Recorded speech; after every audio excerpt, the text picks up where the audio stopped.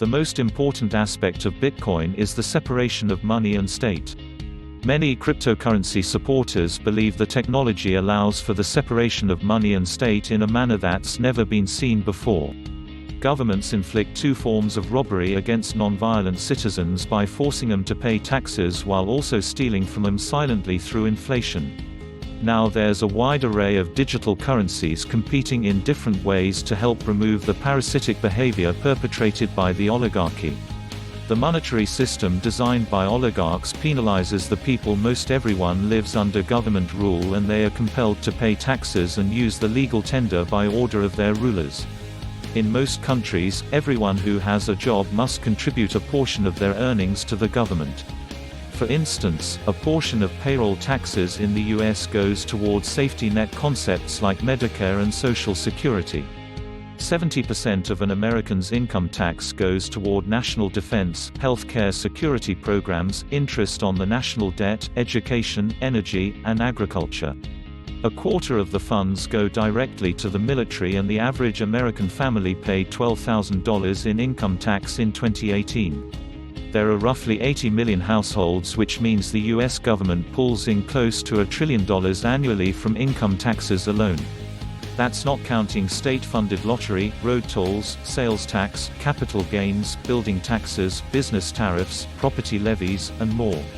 The most important aspect of Bitcoin is the separation of money and state. The state has been pillaging and stealing from the general public for centuries.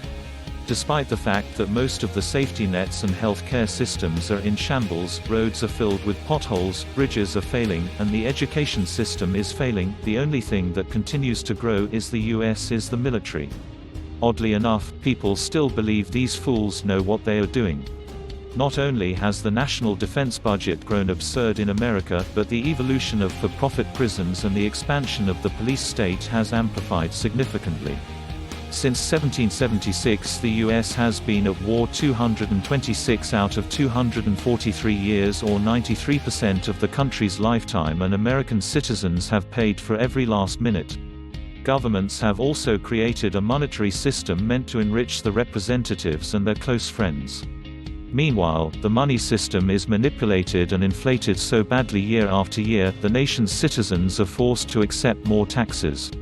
The fraudulent monetary system pressures them into believing they need more benefits. The most important aspect of Bitcoin is the separation of money and state. Many are tired of paying for endless wars. With alternative currencies like Bitcoin, people don't have to contribute. Cryptocurrency solutions are tools for increasing freedom. There are many countries with different rules of law, taxation, and methods of managing the fiat currency governments produce, and most of them are very similar.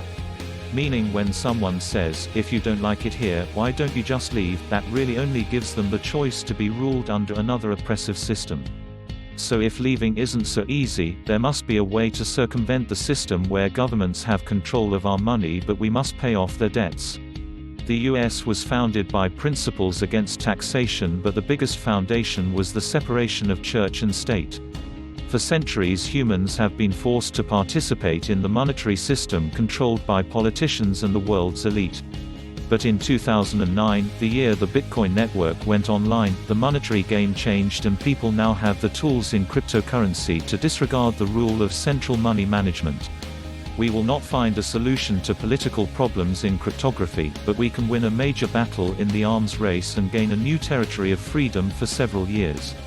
Governments are good at cutting off the heads of a centrally controlled networks like Napster, but pure P2P networks like Nutella and Tor seem to be holding their own. Satoshi Nakamoto. In the summer of 2015, Shapeshift CEO Eric Voorhees explained how we all learned 100 years ago about the separation of church and state. Voorhees detailed that at the time humans realized the practice was immoral, and he believes that with the state currently having control over money, the system today is just as rotten to the core. The state could tell you what to worship and how, when and why. Somehow, society realized perhaps that was unethical, that we shouldn't permit control of something so personal and important to your life to be controlled by the state. Voorhees told a crowd in Dallas that year. The Shapeshift executive added, "Money is absolutely as fundamental to our lives as religion, and for many people, it is far more fundamental to their lives as religion. It affects how your life unfolds. The choices that you make about money dictate the ramifications of your life and those around you. And so, to have an institution like money so controlled by a central entity, by a monopoly, is absurd. It is immoral. We should get rid of it. The root problem with conventional currency is all the trust that's required to make it work. The central bank must be trusted not to debase the currency, but the history of fiat currencies is full of breaches of that trust.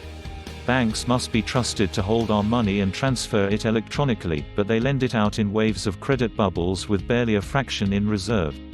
We have to trust them with our privacy, trust them not to let identity thieves drain our accounts. Satoshi Nakamoto. Bitcoin and a slew of other cryptocurrencies offer people a monetary system where there is no intermediary to trust, no middleman, and no state or corporate entity stopping you from transacting on a decentralized network.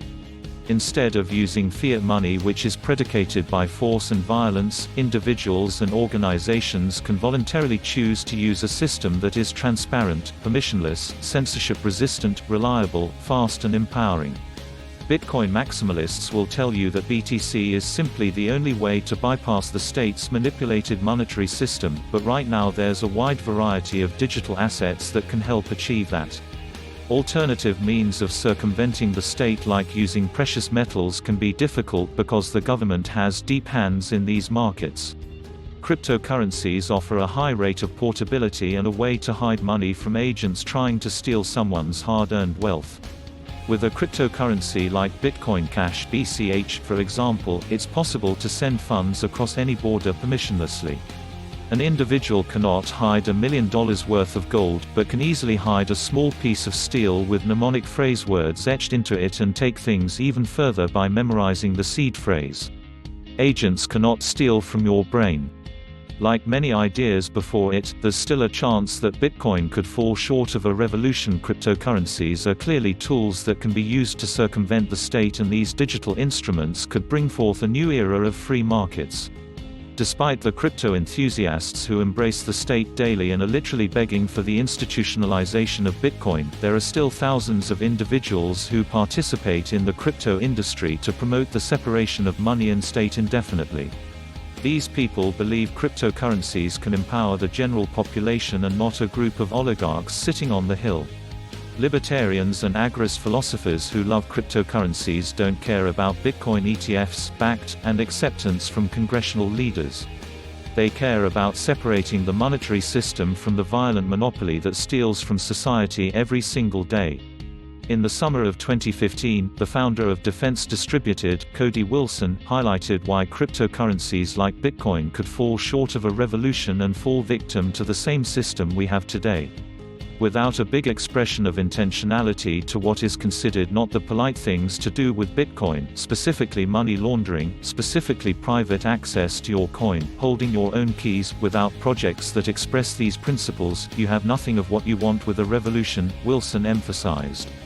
This leaves me to proclaim that most people involved with Bitcoin were not serious about that in the first place. Today, many cryptocurrencies offer a road that leads to greater freedom. There are now multiple avenues available for cryptocurrency users to circumvent the state's control over money. Despite all the arguments and infighting within the cryptocurrency community, these roads toward freedom of choice are still wide open. If you find the idea of separation of money and state appealing but are relatively new to cryptocurrencies, it is well worth taking the time to read more into the subject to learn how you can wield these tools against the nation-state for your advantage.